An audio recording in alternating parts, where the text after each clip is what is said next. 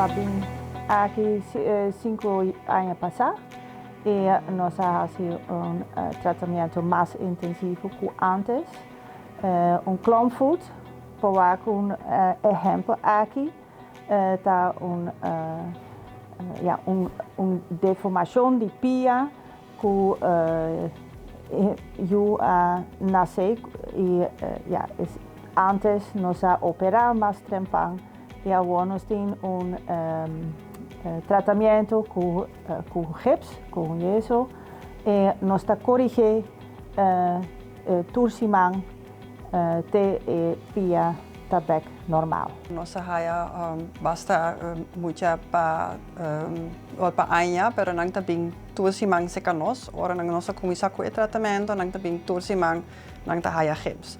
Então é importante que nós queremos seguir assim, torcimang nós controlar se tem algo nang tayama nós também, se nang não por guarda depois um simang nang tayama se tem algo especial ou nang ta recuperar.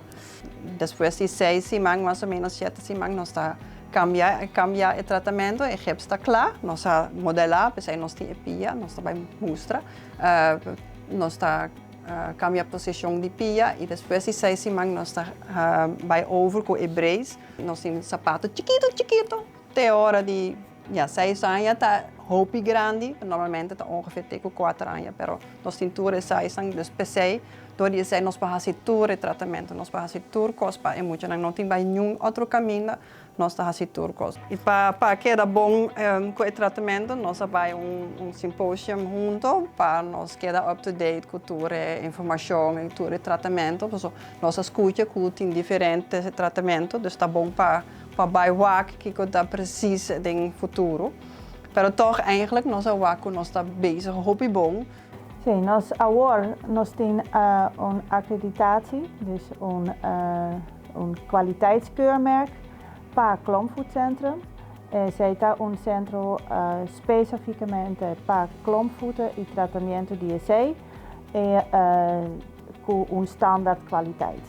Por exemplo, na Holanda, niet door hospital mag tratar muito com klomvoet. E agora nós temos acreditatie aqui também.